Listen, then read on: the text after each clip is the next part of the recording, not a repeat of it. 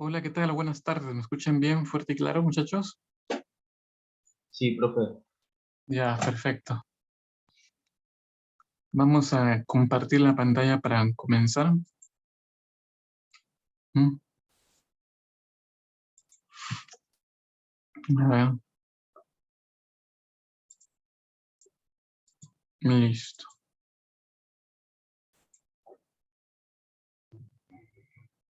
Y entonces me confirman si pueden ver las diapositivas.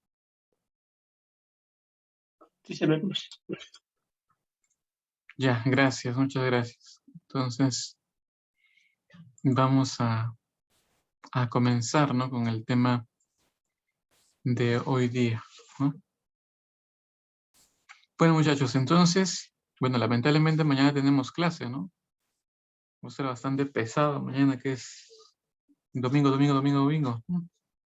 Entonces vamos a avanzar hoy día con epistemología, ¿no? Que es el Profe, nosotros penúltimo. desde mañana ya no tenemos descansos al final. Ah, ¿verdad, no? Ahora va a venir práctica, clase cada domingo. Práctica de clase al final. A ver, entonces déjame ver mi calendario, a ver. A ver.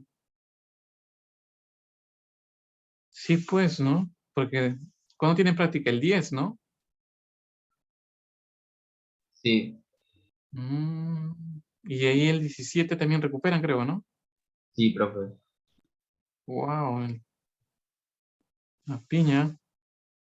O sea, ya no descansan, ya. Van a pasar a fiestas patrias estudiando. No, las fiestas patrias sí vamos a tener feriado. Sí, bueno, eso sí, ¿no? Pero claro, van a tener que repasar porque su examen es el después del 31, pues el 6-7, pues, ¿no? De agosto. Está complicado. Ya, pero ni modo, pues tienen que estudiar, pues, ¿no? Para cumplir su sueño de ser cachimbo, Kobe nueva cepa, ¿no? Entonces, no hay otra. Vamos a continuar entonces, muchachos. Vamos a ver con este tema que tiene que ver con la epistemología, ¿no? El famoso tema de la epistemología, ¿no? Este tema de la epistemología, vamos a ver los siguientes temas, ¿no? Que son, por ejemplo, las funciones de la ciencia, ¿no? Bueno, el método científico que lo han puesto por acá, la clasificación de las ciencias y las teorías epistemológicas. Vamos con eso entonces, miren. Vamos a comenzar. Miren, como ya ustedes saben, ¿no? Sobre todo me refiero a los cicleros que han estado acá desde que Cuevita falló el penal en el Mundial frente a Dinamarca. Ustedes saben muy bien que la epistemología, pues, ¿no? Es la disciplina filosófica encargada de estudiar el conocimiento científico, ¿no? Principalmente ese es su objeto central, ¿no? Y ahí se va a preocupar, ¿no? Por cuáles son las funciones de la ciencia, cuál es el método científico adecuado, qué caracteriza el conocimiento científico, cuál es la demarcación entre ciencia y pseudociencia, y todas las teorías epistemológicas que tratan de entender todos estos conceptos que acabo de mencionar. Pero miren, como muy bien dice la diapositiva, a comienzos del siglo XX recién es que surge esta disciplina filosófica llamada epistemología, promovida por estos miembros del Círculo de Viena, ¿no? Que eran conocidos como positivistas lógicos o como dice acá, como neopositivistas. Pero un detalle acá, o sea, supuestamente lo que dice la diapositiva es que a partir del siglo XX, con los miembros del Círculo de Viena, es que se desarrolla la epistemología, que tiene como objeto de estudio el conocimiento científico. Entonces, cualquiera de ustedes me puede preguntar, me puede decir, profe, entonces, antes de los miembros del Círculo de Viena, antes del siglo XX, los filósofos no se interesaron por la ciencia, no se interesaron por el conocimiento científico. Si les preguntan eso en el examen, la respuesta es antes del siglo XX, antes que aparezca el Círculo de Viena e inaugure esta disciplina que es la epistemología, los filósofos sí se habían dedicado al estudio de la ciencia y del conocimiento científico, sino que desde la antigüedad hasta comienzo del siglo XX, a esos filósofos que se dedicaban al estudio de la ciencia, se los llamaba, nunca lo olvides, filósofos de la ciencia. Ahí está lo que se denominaba en ese momento como la filosofía de la ciencia. Por eso hay varios representantes en ese periodo, como por ejemplo Platón. Platón fue uno de esos filósofos dedicados a estudiar también la ciencia. Él hace esa delimitación, ¿no? O sea, distinción entre el conocimiento epistémico, que sería para él el conocimiento científico, y lo que es la mera doxa, la mera opinión, basada en creencias, por ejemplo, o en costumbres de la polis.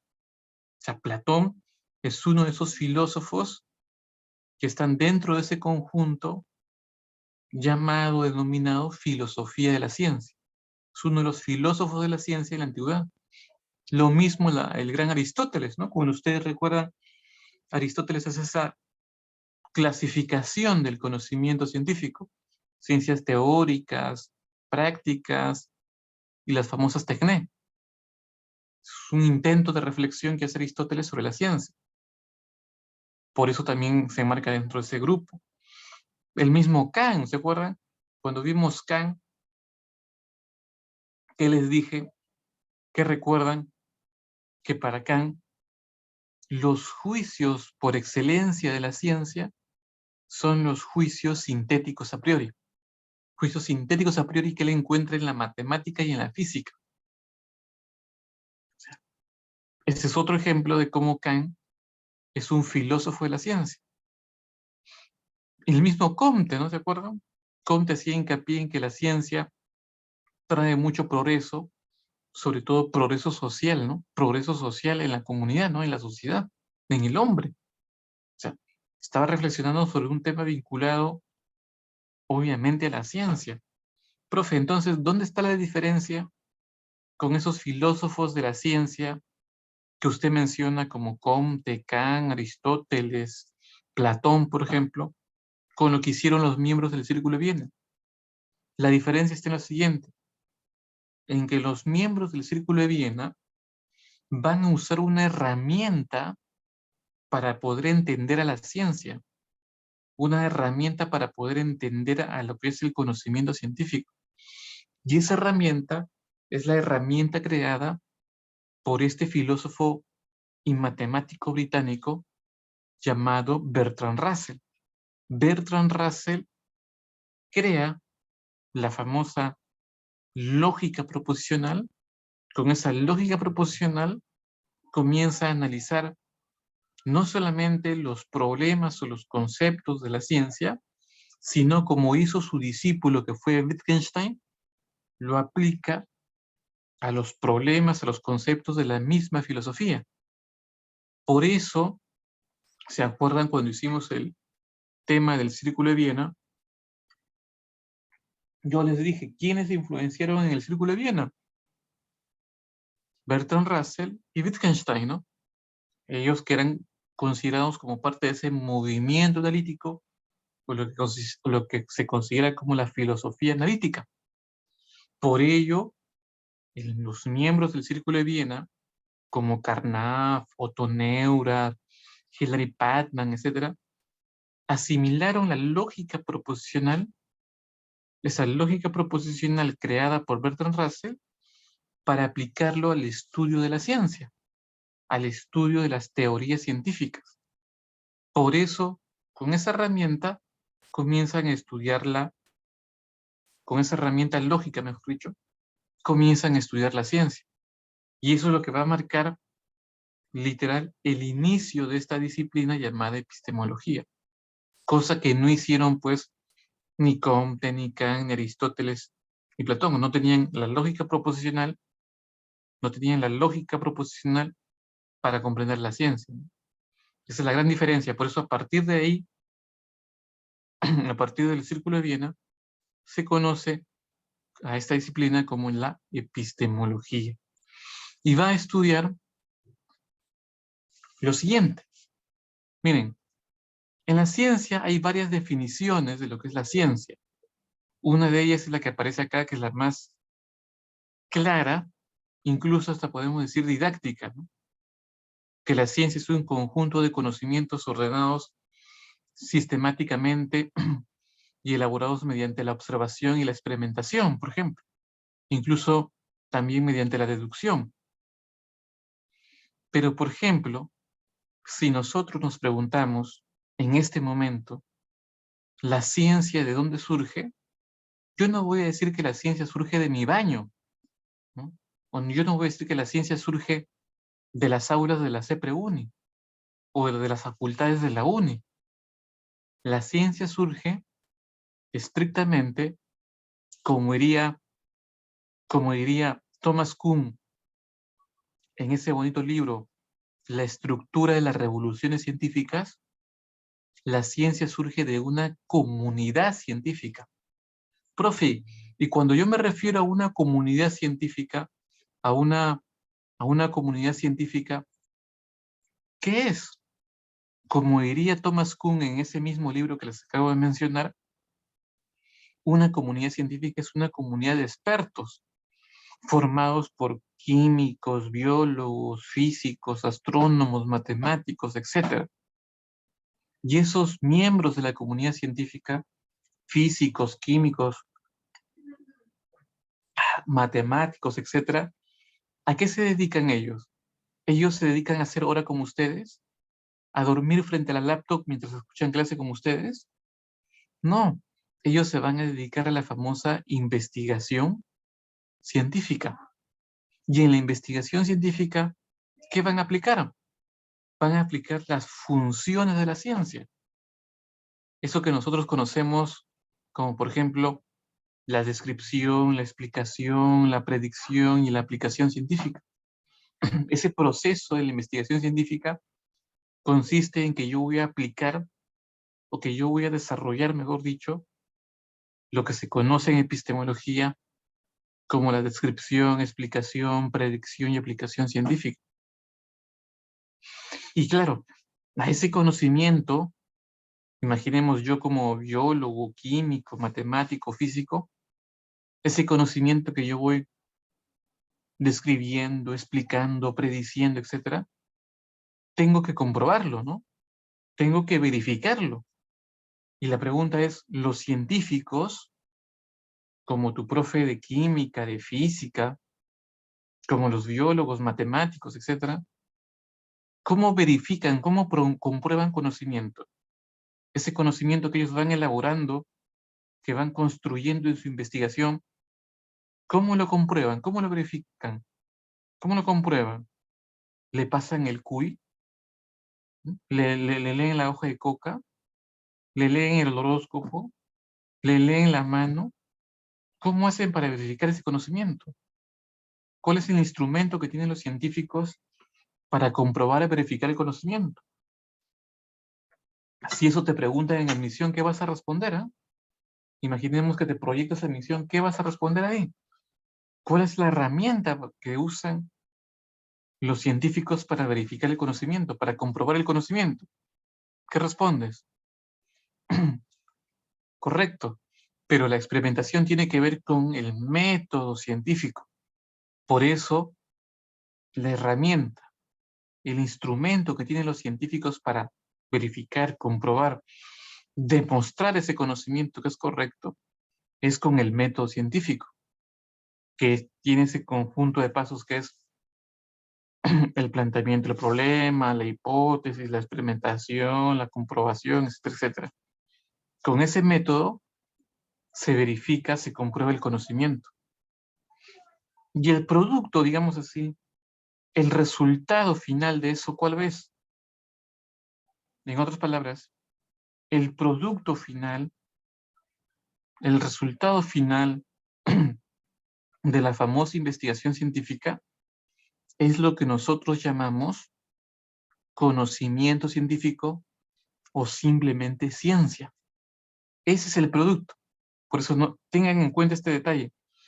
Los científicos, cuando investigan, así, es decir, describen, explican, predicen, aplican un método científico, ya sea experimental o axiomático, el producto de eso, el producto de esa investigación es lo que nosotros llamamos conocimiento científico o simplemente ciencia. Ciencia. Profe, ¿y ese conocimiento científico que llamamos nosotros ciencia, dónde lo expresamos? ¿Dónde lo ponemos? ¿En mi baño? ¿Debajo de mi almohada? ¿En mi boletín de la CEPREUNI? ¿En tu boletín rojo de la Academia César Vallejo cuando estabas el año pasado? ¿En tus boletines de Eureka que te dan en la tarde? ¿Dónde pongo ese conocimiento científico? ¿Dónde va, muchachos? Si te preguntan eso, ¿qué haces? Pasas a otra pregunta. ¿Cuál es la respuesta de ese conocimiento científico? ¿Dónde se expresa? ¿Dónde se pone? ¿En tu cuaderno? ¿En tu libreta de apuntes? ¿En tu blog? ¿En el rincón del vago? ¿Dónde se pone? Ese conocimiento científico en la vida. No, no, en Wikipedia no, menos. Pues. Ese conocimiento científico se pone, se coloca en las teorías y en las leyes científicas. Todo ese conocimiento científico que hemos comprobado, verificado o demostrado, yo lo expreso en leyes y en teorías científicas. Ahí se expresa ese conocimiento.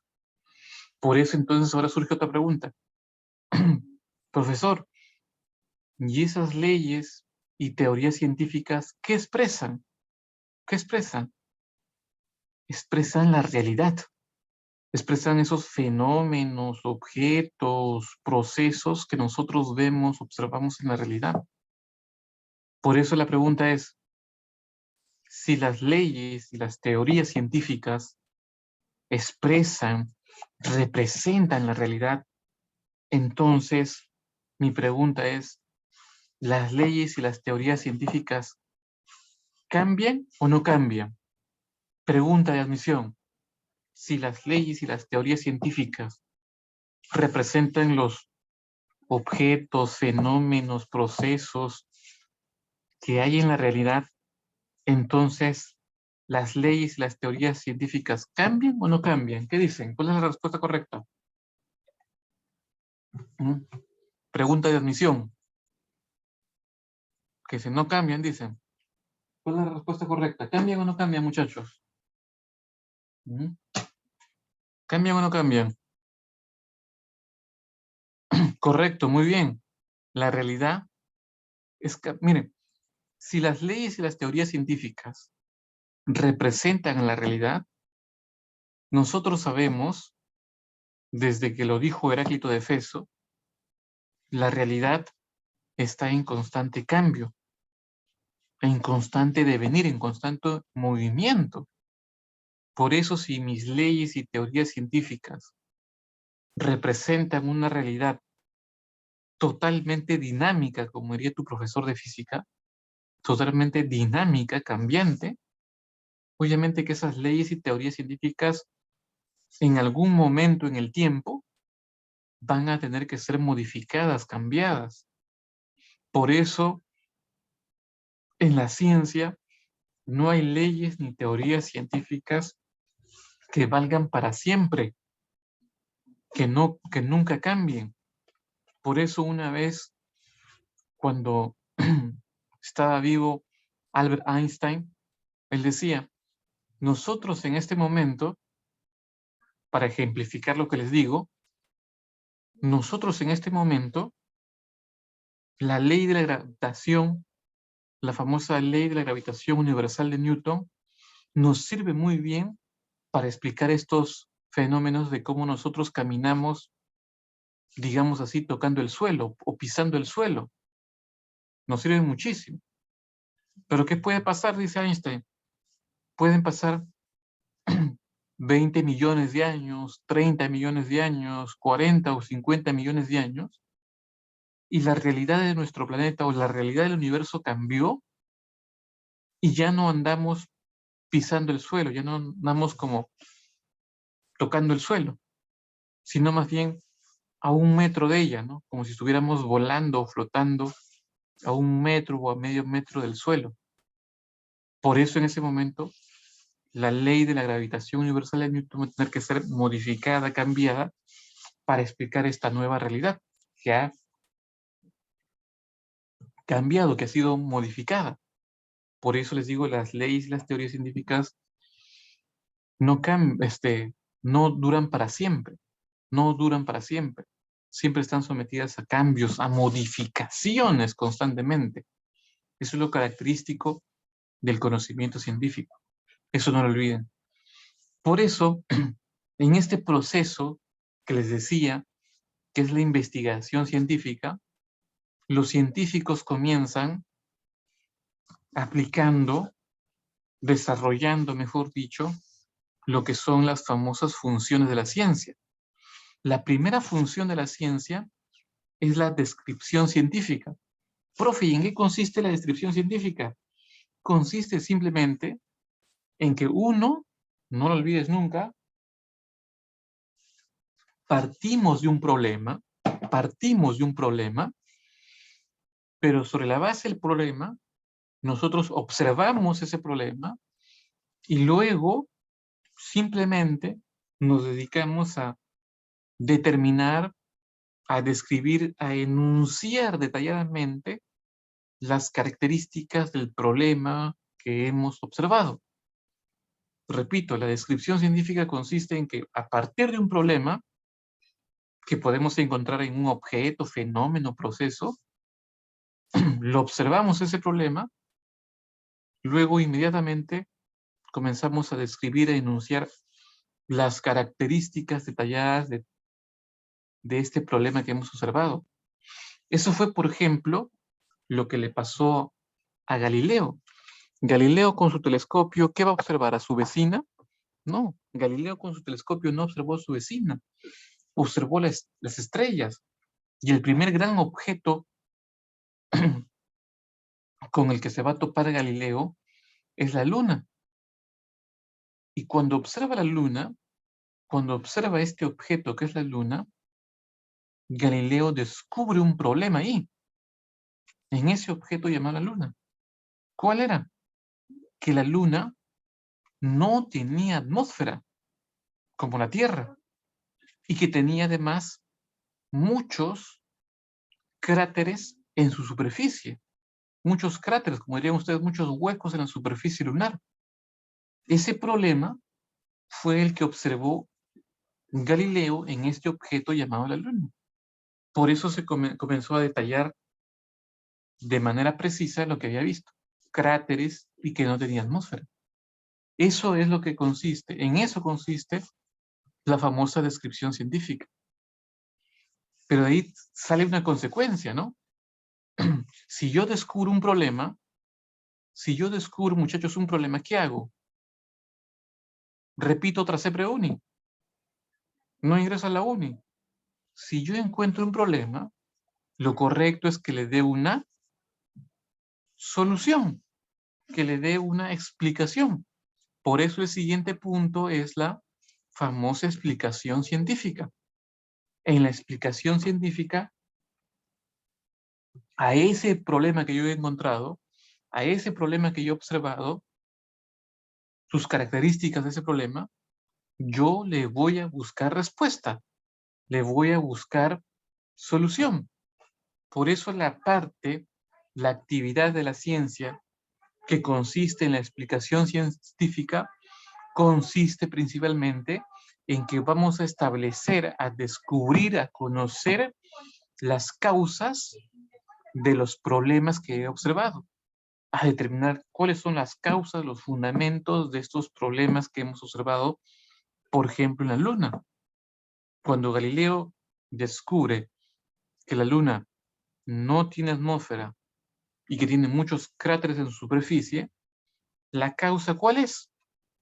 Los astrónomos como él van a determinar que la causa por la cual la Luna no tiene atmósfera es debido a su baja gravedad. Como tiene muy poca gravedad la Luna, debido a su poca masa, no retiene ningún tipo de partícula o de molécula en su superficie, que no le permite, por ende, formar ningún tipo de atmósfera.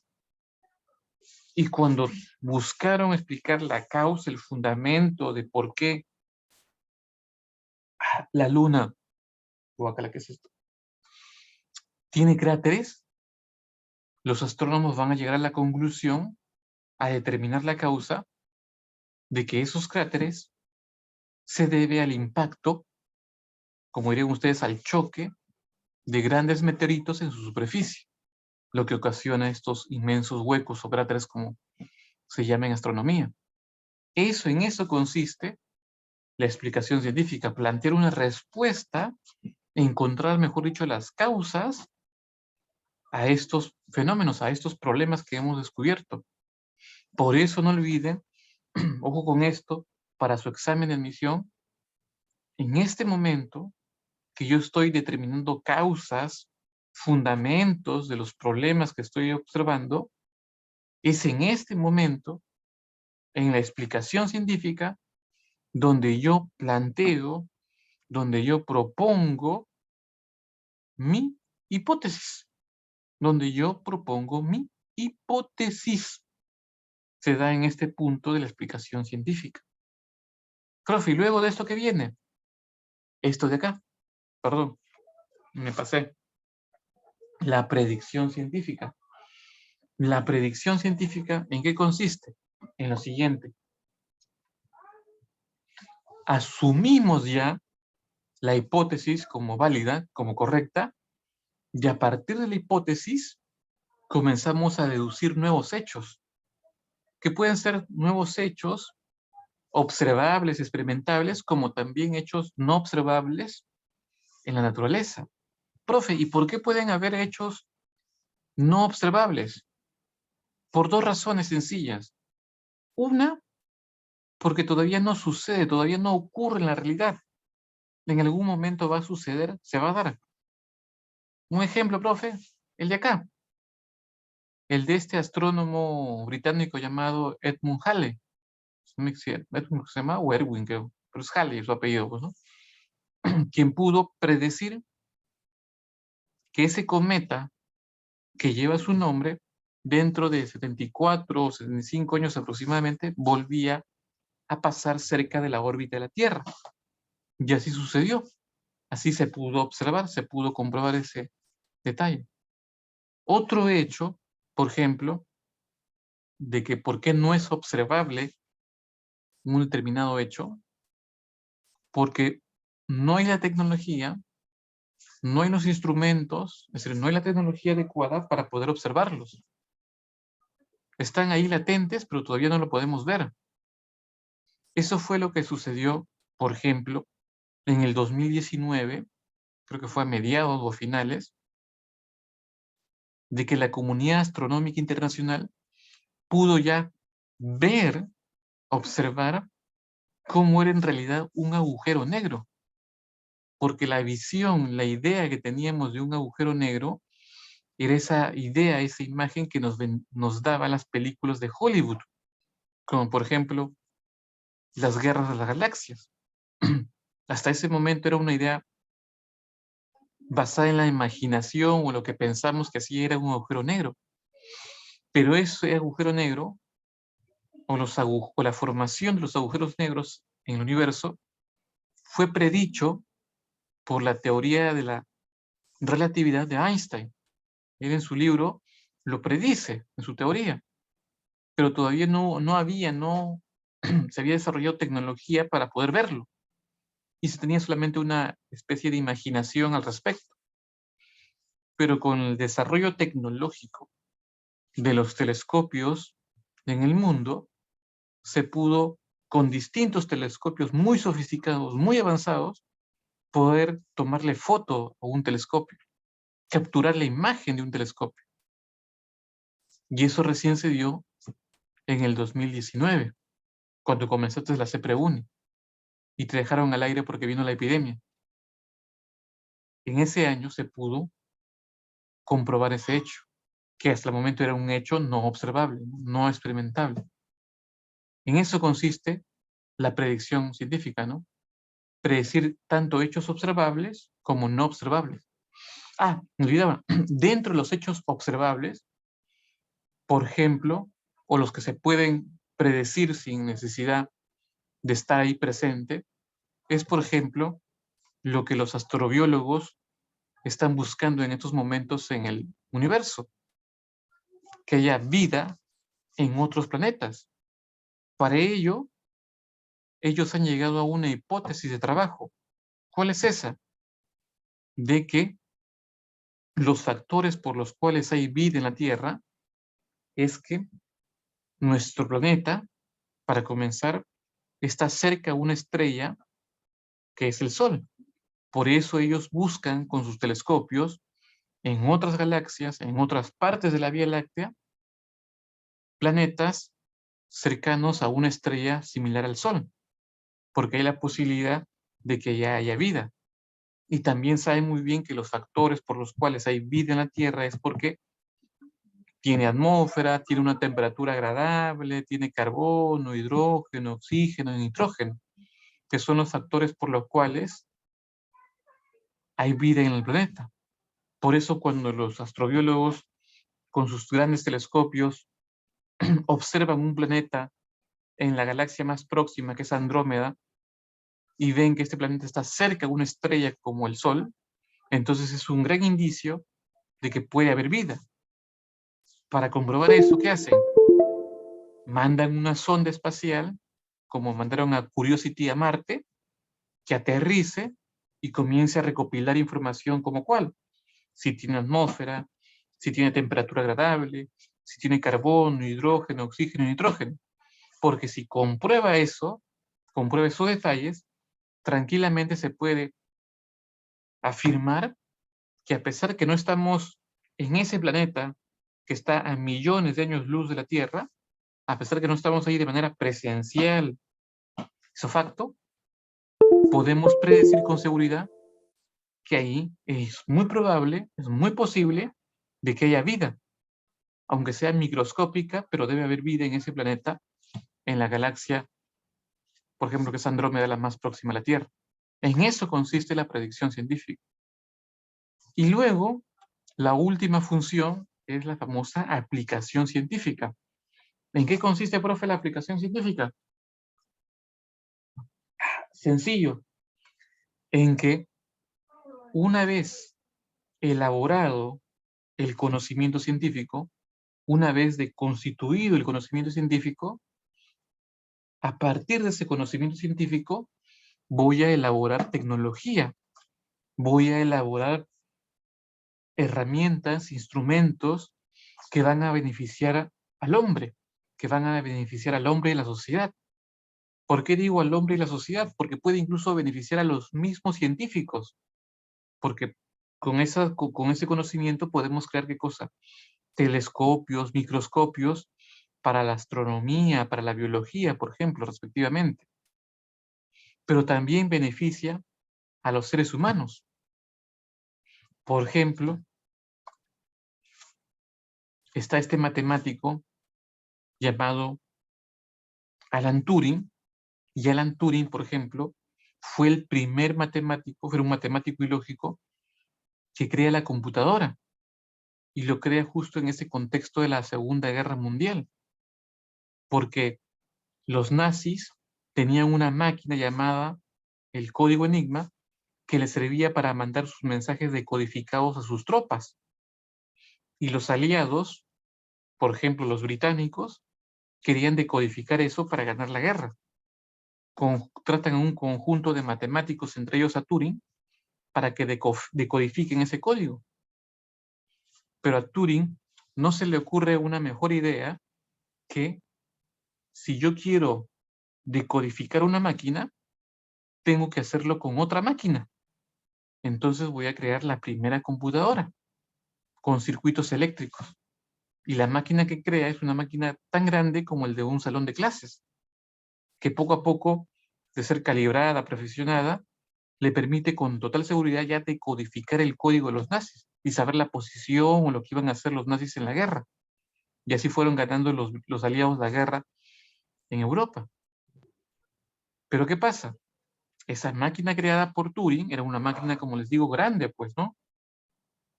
Del tamaño de un salón de clases, porque sus circuitos eléctricos eran de tamaño considerable.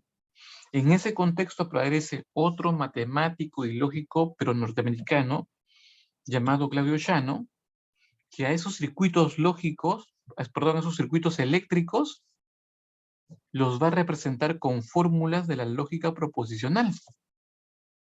Por ejemplo, a esos circuitos eléctricos que estaban, por ejemplo, en serie, los va a representar con la variable proposicional de la conjunción. Pero aquellos circuitos que estaban en paralelo, con la disyunción. Y aquellas compuertas, aquellas llaves que estaban abiertas por donde no pasaba energía, lo representaba como una negación. Por ejemplo, la negación de P. En aquellas más bien donde sí estaba cerrada la llave y pasaba la corriente, simplemente Q, R, X, etc. Por eso al final, Turing y Shannon van a tener sus circuitos eléctricos, todos ellos representados con fórmulas de la lógica proposicional. P conjunción Q, disyunción de R, etcétera, etcétera. Tenían una fórmula lógica grande.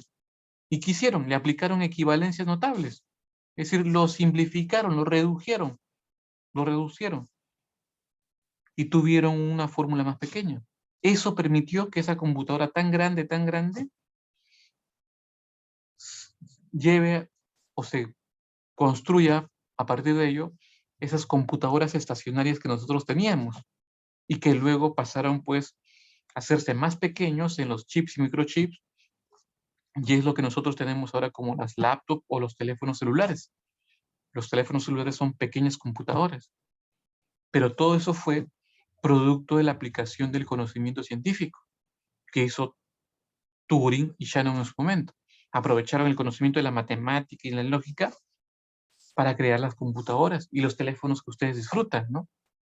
Incluso Turing cuando estuvo vivo, era homosexual y en esa época estaba prohibido ser homosexual, lo acusan a él y la sentencia que le dan a Turing es que iba a ser sometido a un proceso de castración química. Él no soporta ese proceso de castración química, decide matarse. ¿Cómo se mata? Inyecta una manzana cianuro, lo come y se muere. Y en homenaje a este matemático y lógico británico llamado Alan Turing, esa compañía de celulares tiene como símbolo de sus celulares y de sus laptops una manzana mordida, que es homenaje a este gran matemático Alan Turing, que es el creador de las computadoras. Y en eso consiste la aplicación científica.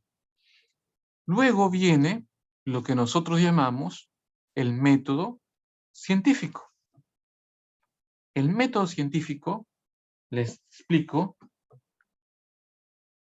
es un conjunto de pasos, de procedimientos para comprobar el conocimiento. Pero ojo, el método científico no es uno solo.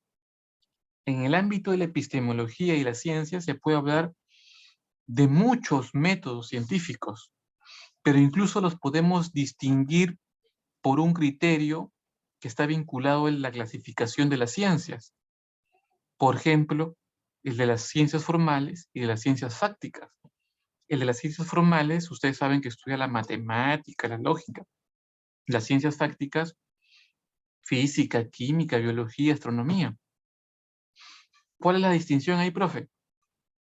Que aquellas ciencias que van a tener como objeto de estudio objetos reales, tangibles, como la física, química, biología, astronomía, ahí se aplica el método científico experimental, que fue el que creó Galileo.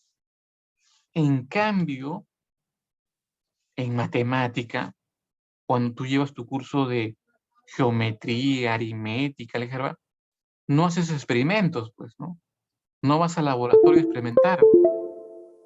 Ahí más bien, en la matemática y en la lógica, el método científico que se aplica es el método científico axiomático, que es el método axiomático que acuñó Euclides en sus famosos elementos de la geometría, que consiste básicamente que los teoremas que yo tengo lo voy a demostrar a partir de un conjunto finito de axiomas. Por eso tu profe de aritmética, álgebra, geo y trigo, lo que hacen al inicio de la clase no es hacer hora, no irse al baño, sino te muestran un teorema y te lo demuestran. Y con ese teorema demostrado sobre la base de un conjunto de axiomas, aplican al resto de ejercicios que hay en tu separata, en tu cuaderno de la SEP. Ese es el famoso método axiomático. Demostrar racionalmente teoremas sobre la base de un conjunto finito de axiomas. En cambio, el método experimental es el que sigue este conjunto de pasos. Por eso podemos decir que el método científico más famoso es este de acá, el método experimental. El método experimental es el método que se lo toma como modelo para otras ciencias. Lo ves en tus manuales de epistemología, de ciencia, etcétera, etcétera. Siempre, pero ese es solamente aplicable ¿a dónde? A las ciencias fácticas, como la biología, la química, la física. Y que cumple estos 4 pasos, ¿no? La formulación del problema, el planteamiento de la hipótesis, la deducción de consecuencias y la contrastación de resultados. Vamos con eso. ¿En qué consiste la formulación del problema? En lo siguiente, en lo siguiente. ¿Qué dice acá? Ya, prosigo. Estaba leyendo sus mensajes. El primer paso del método científico, que es en este caso el método experimental, consiste en que los científicos siempre parten de un problema que la teoría vigente o anterior no puede explicar o lo hace muy mal. Un ejemplo, profe, lo que le pasó a Copérnico. Copérnico en el Renacimiento, él pensaba que el geocentrismo de Ptolomeo era correcto y por eso se puso a observar las estrellas. Pero cuando comienza a observar las estrellas, descubre un problema. ¿Y cuál era el problema que descubrió Copérnico? ¿Que no iba a ingresar a la uni? No. El problema que descubrió Copérnico es que Venus y Marte tenían un movimiento retrasado a diferencia de los demás planetas. Copérnico se quedó sorprendido, buscó explicación en el famoso Almagesto, que es el Tratado de Astronomía de Ptolomeo, donde se plantea el famoso geocentrismo, y literalmente no encontró respuesta. ¿Y por qué no encontró respuesta? Porque a Ptolomeo en su época simplemente se le pasó, no lo vio. Por eso no podía explicar el geocentrismo, ese movimiento retrasado de Venus y Marte. Por eso el planteamiento del problema es, descubrimos un problema que la teoría vigente no puede explicar. La consecuencia lógica de eso, ¿cuál es? Si descubrimos un problema, ¿qué hacemos? ¿Pasemos a la siguiente pregunta? ¿Nos vamos a otra CEPRE? No. Planteamos una hipótesis, formulamos una hipótesis. Pero la hipótesis, recuerden, no solamente es una respuesta provisional, tentativa al problema que hemos planteado o al problema que hemos encontrado o descubierto, sino además de eso, la hipótesis, que es una respuesta provisional, se basa en el conocimiento científico anterior. No es producto de la imaginación, de mi fantasía o de lo que yo alucino en el parque en la noche con mis amigos, sino sobre la base del conocimiento científico anterior. Eso mismo le pasó a Copérnico. Copérnico, cuando descubre ese problema, revisa todo el conocimiento científico anterior en astronomía. Revisa no solamente lo hecho por Ptolomeo, sino por Aristóteles, Hiparco de Nicea y Aristarco de Samos. Por eso se da cuenta que Aristarco de Samos sí, pues, fue el primero en plantear un sistema heliocéntrico. Y sobre esa base, él plantea su hipótesis heliocéntrica. Pero los griegos, desde Ptolomeo hasta Aristarco de Samos, seguían pensando, creyendo que las órbitas planetarias eran circulares y perfectas, y que los planetas eran esferas también perfectas. Por eso Copérnico, cuando plantea su hipótesis heliocéntrica, él sigue asumiendo, él sigue pensando de que los planetas son esferas perfectas y que sus órbitas, sus trayectorias también son circulares y perfectas. Por eso les digo, la hipótesis es una respuesta provisional, pero sobre la base del conocimiento científico anterior. Y luego tenemos la famosa deducción de consecuencias, que a partir de la hipótesis podemos deducir nuevos hechos, como les decía, observables o no observables, es decir, que se pueden experimentar. En el caso de Copérnico, a partir de su hipótesis, ¿qué pudo deducir? Que el eje de la Tierra está inclinado y que la Tierra tiene dos movimientos, el de rotación y el de traslación. Con ese movimiento de rotación y traslación, Copérnico pudo explicar muy bien las estaciones, el cambio de estaciones con el movimiento de traslación y el cambio de día y noche con el movimiento de rotación. Y el último paso es la famosa contrastación de resultados. Aquí vamos a comprobar, vamos a verificar nuestra hipótesis y estos hechos que hemos podido deducir. Y eso fue tarea, por ejemplo, de Kepler. Kepler, con la ayuda de la matemática, va a poder darse cuenta de que las órbitas de los planetas no eran órbitas ni circulares ni perfectas, que eran totalmente elípticas, incluso en algunos casos alargadas. Y que era eso, pues, como diría Newton, debido a la gravedad. La gravedad hacía que esas órbitas se alteren, se deformen, así como tu ex. Por eso Newton, con su famosa gravitación universal, termina de reforzar, de demostrar que la teoría de Copérnico, el famoso heliocentrismo, está en lo correcto.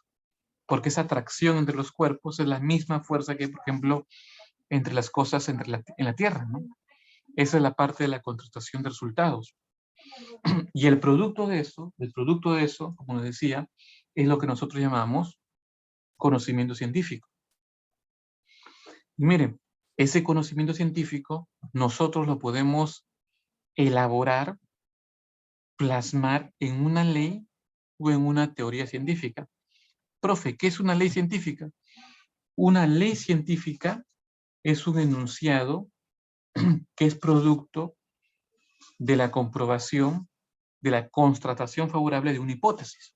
Por eso siempre se dice que una ley científica es una hipótesis favorablemente contrastada, que me permite describir y explicar muchos hechos. Pero también la teoría parte de ello, ¿no? También es producto de una hipótesis que nos permite describir y explicar muchos hechos. Pero la diferencia está en que una teoría, digamos, tiene un rango de explicación mucho más amplio. ¿Por qué? Porque la teoría científica es un conjunto de leyes científicas. Por eso su rango de explicación y predicción es mucho más amplio. Si ustedes me preguntan, profe, un ejemplo, pues, la famosa ley de la caída de los cuerpos de Galileo es una ley que simplemente explica dos fenómenos, movimientos descendentes y movimientos ascendentes bajo la acción de un campo gravitatorio, ¿no? Así cuando subes de tu azotea y botas tu pelota, ese movimiento descendente es acelerado debido a la gravedad. Pero cuando llega Navidad o Año Nuevo y prendes tus cohetecillos y se van hacia el cielo, ese es un movimiento ascendente, obviamente desacelerado debido a la gravedad. Eso explica, por ejemplo, la ley de la caída libre de los cuerpos, que en su primer momento fue planteada por Galileo. Pero una teoría es mucho más amplia, como por ejemplo, esa teoría de Maxwell, que es el electromagnetismo, que antes de Maxwell, antes de la famosa teoría del electromagnetismo, se pensaba, ¿no?, de que el campo eléctrico y el campo magnético eran fenómenos totalmente distintos, totalmente disasociados. Incluso tú recuerdas que estaban las leyes de Gauss, que trataban de explicar el campo eléctrico y magnético de manera separada, las leyes de Faraday, que explicaban el campo magnético, las leyes de Ampère también, ¿no? Pero eran leyes que concebían a estos campos totalmente separados. Maxwell tuvo la virtud de considerarlos separados, unidos, los une mediante sus ecuaciones a estas leyes y construye esa famosa teoría del electromagnetismo. Por eso una teoría es un conjunto de leyes. Por ende, su rango de explicación es mucho mayor. Ni qué decir, por ejemplo, de la teoría de Einstein. La teoría de Einstein, la relatividad, reformula dos leyes. La ley de la gravitación universal de Newton y la ley del movimiento de los cuerpos de Newton. La reformula para que coincidan con, con la famosa teoría del electromagnetismo de Maxwell. Porque como ustedes muy bien saben, la incompatibilidad entre la ley de Newton del movimiento de los cuerpos es que no asumía cuerpos con cargas eléctricas, cosa que sí asumía Maxwell. Por eso lo que hace Einstein es reformular todo esto para que concilien con los de Maxwell. Por eso la teoría de Einstein no solamente es un conjunto de leyes, sino implica además una teoría. Por eso su rango de explicación y de predicción es mucho más grande, es mucho más amplio. Esa es una diferencia entre ley y teoría científica. Para acabar rápidamente, esto de la clasificación de la ciencia es bastante sencillo, ¿no? Hasta los del turno tarde lo saben, ¿no? Vamos con la teoría epistemológica de Thomas Kuhn para acabar e irnos a almorzar. Les explico. Thomas Kuhn está en contra de esa visión lineal de la ciencia. Él dice, el desarrollo de la ciencia no es un proceso acumulativo y consecutivo de hechos, es un proceso mucho más complejo y que él plantea que se da mediante revoluciones científicas. Pero para explicar cómo estas revoluciones científicas ocurren, que son rupturas radicales en el conocimiento, él plantea varios conceptos: paradigma, ciencia normal, anomalía, enigma, comunidad científica, inconmensurabilidad, etc. Él va a decir lo siguiente: un paradigma es un modelo científico, pero este modelo científico está compuesto por una teoría científica, por un método científico, por problemas que trae esa teoría, por conceptos propios de esa teoría. Es un paquete, digamos así, un paradigma. Una teoría con su método, con sus problemas y sus propios conceptos. Pero ¿qué pasa? Una teoría, que es este paquete que se llama paradigma, una comunidad científica que está conformada por químicos, biólogos, entre ellos jóvenes y viejos, lo acepta, lo reconoce como válida, porque explica muy bien, de manera satisfactoria, muchos problemas.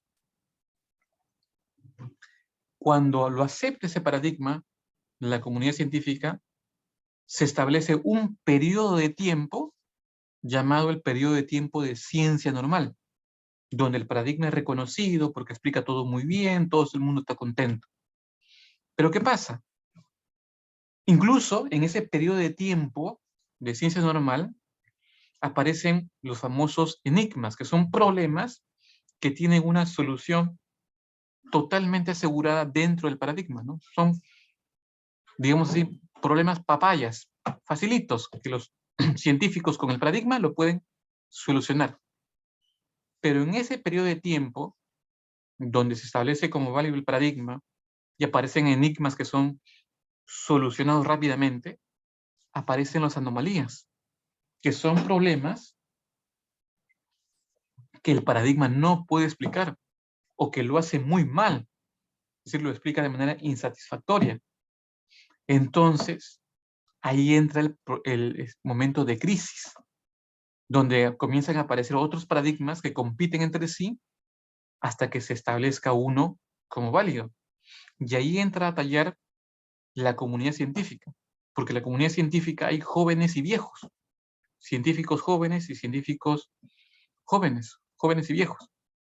Los científicos viejos son los que están, los que se rehúsan al cambio, porque han sido educados en ese paradigma y no quieren que ese paradigma cambie, como hacían, por ejemplo, en el Renacimiento, los científicos, como el geocentrismo, era reivindicado por la Iglesia Católica y coincidía con la palabra de Jesucristo Superstar, no querían que se cambie.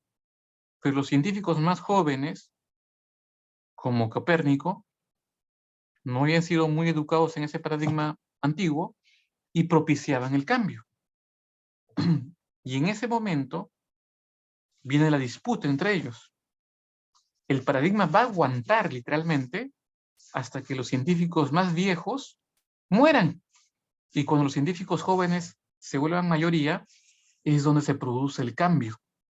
Y ahí aparece y se consolida el nuevo paradigma. Eso es lo que sucede como lo que él llama la revolución científica, cuando cambia un paradigma por otro nuevo. Pero hay un detalle, la famosa inconmensurabilidad. Thomas Kuhn dice, el paradigma nuevo con el antiguo son inconmensurables. ¿Por qué? Porque no hay punto de comparación, son visiones, como diría Kuhn, totalmente distintas del mundo, del universo, que lo único en común tienen el objeto de estudio, como por ejemplo en el geo y el heliocentrismo.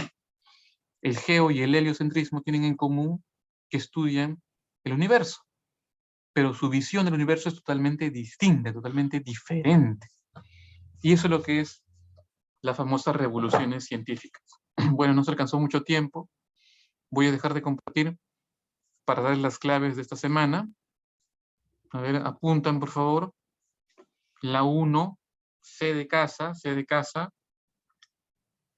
1 C de casa, 2 beso, 2 beso, 2 beso, 3 casa, 3 casa, 3 casa, 4 casa también, 4 casa también, 5 también casa, 5 también casa, 6 también casa, 6 también casa, 7 enano, 7 enano, 7 enano, 8 casa, 8 casa, 8 casa, 9 avión, 9 avión, 9 avión, y 10 dedo, y 10 dedo, y 10 dedo.